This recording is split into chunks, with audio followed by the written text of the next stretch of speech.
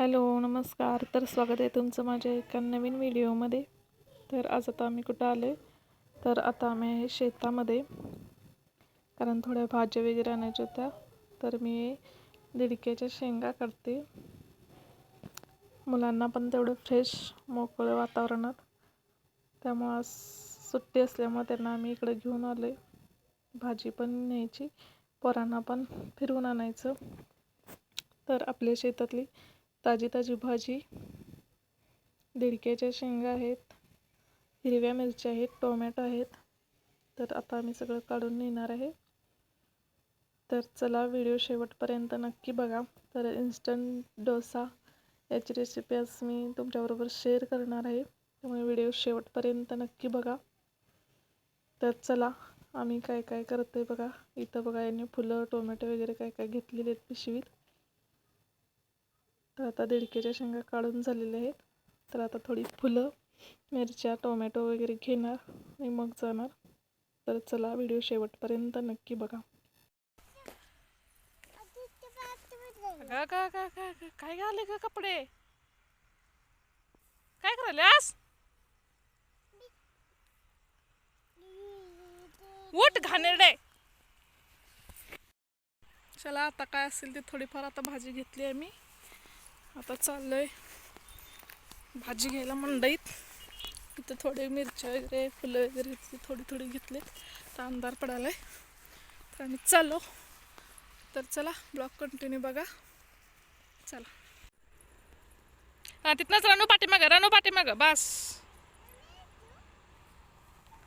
हा काय ते, काय काय ते विहीर आहे, तिकडं जायचं नाही.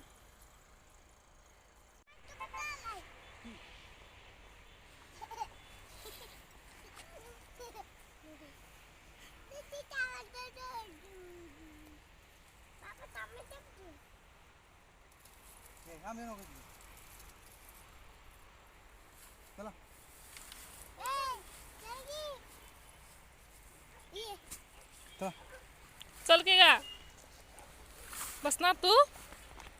बस आम्ही जातो. कुठे टोमॅटो आहे? तुला मार पाहिजे काय? टोमॅटो शी आहे ते. चल, शी आहे की ते, शी आहे ते. बाबाने पिशवीत घेतलाय, तेव्हा पिशवीत आहे. चल दाखवतो, चल. तर आता घरी आलोय. सगळी भाजी मिक्स झालेली आहे शेतामधली. तर ती आता सगळी वेगवेगळी करायची. चला, आहे कोथिंबीर देखील किती फ्रेश आहे बघा, ती देखील शेतामधलीच आहे. तर इथं मंडईतून थोडी आणलेली आहे आणि थोडी शेतातली आहे, पण सगळी मिक्स झालेली आहे. शेंगा मिरच्या सगळं. तर ते आता सेपरेट करून ठेवणार. तर सगळ्यात आधी इथं मी बटाट्याची भाजी करून घेणार आहे. तर इथं मी कढईमध्ये तेल गरम करत ठेवले. त्यामध्ये आता मी जिरं मोहरीची फोडणी टाकणार आहे. तर डोश्याला जशी लागते तशीच करणार आहे. एकदम बटाटा जरा जास्त शिजवून घेतलेला आहे. तर त्यामध्ये मी हिरवी मिरची घातली. यामध्ये मी कांदा नाही वापरत. डोश्यासाठी जी बटाटी भाजी करतो त्यामध्ये फक्त जिरं मोहरी आणि मिरची घातलेली आहे. आणि मिरची चांगली भाजली की यामध्ये थोडीशी हळद घालून घेते. आणि यामध्येच मी जो उकडून घेतलेला बटाटा आहे तो मी घालून थोडा स्मॅश करून घेणार आहे.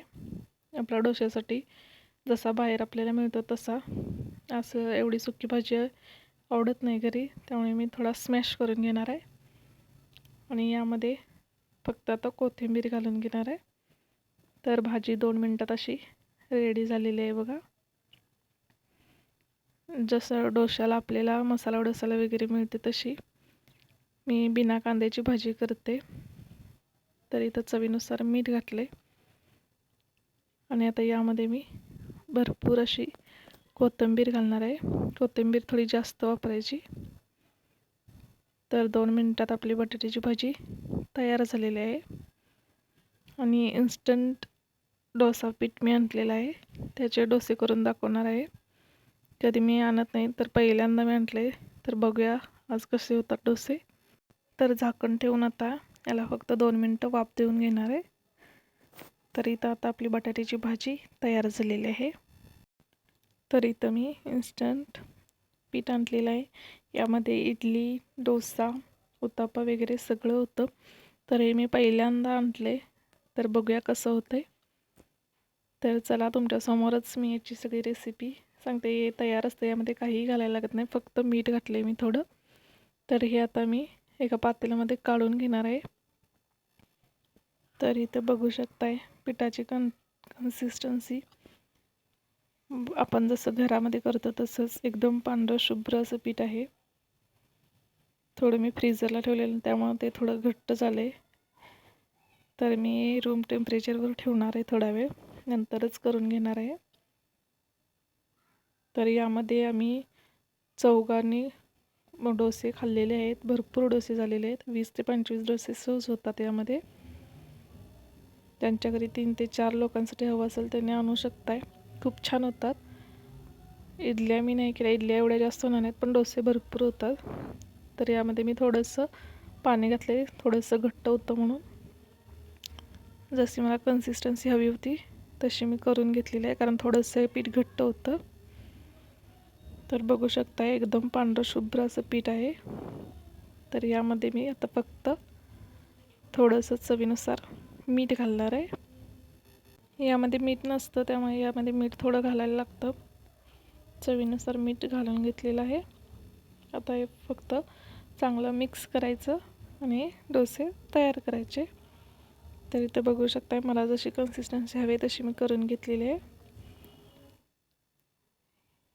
तर चला डोसे तयार करते आणि तुम्हाला दाखवते. तर इथं मी नॉनस्टिकचा तवा ठेवलेला आहे गरम करत. तर यामध्ये थोडंसं पाणी मारायचं आणि ते कापडानं पुसून घ्यायचं. तेल लावायचं नाही, मी तेल लावत नाही डोसा करताना. कापडानं पुसून घ्यायचं आणि डोसा करायचा. तर इथं बघू शकताय मी एकच पळी ते घेतलेलं आहे. तर छान असं पातळ असं पसरवून घ्यायचं, आपण जसं डोस्याला पसरतो तसं. तर बघू शकताय खूप छान असं पीठ आहे, खूप छान पसरलं गेलेलं आहे. जरी रेडीमेड असलं तरी खूप छान असं झालेलं आहे. तर इथं बघू शकताय माझा डोसा तयार झालेला आहे. कलर देखील खूप छान आलेला आहे आणि एकदम करकरीत असा झालेला आहे. इथं बघू शकताय, तुम्हाला दिसतंय समोरच. अजिबात कुठेही डसलेला वगैरे काही नाही. कलर पण खूप छान कुरकुरीत एकदम पातळ केलेला आहे मी. तर बघू शकताय एकदम छान असं झालेलं आहे. तुम्ही देखील नक्की एकदा ट्राय करू शकता.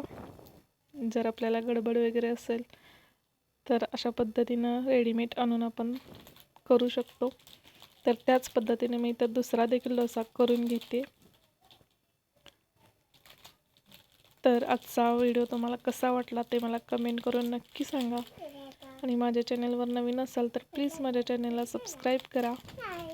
असेच रोज तुम्हाला वेगवेगळे रेसिपीज बघायला मिळतील. तर प्लीज माझ्या चॅनलला सबस्क्राईब करा.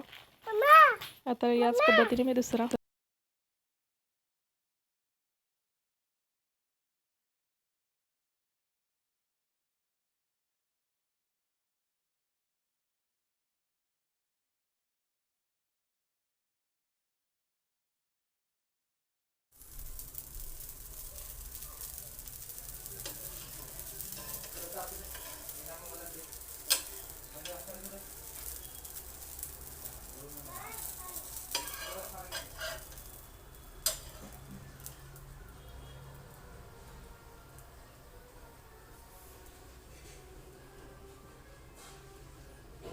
तर बघू शकता. इथं दुसरा डोसा देखील छान असा तयार झालेला आहे.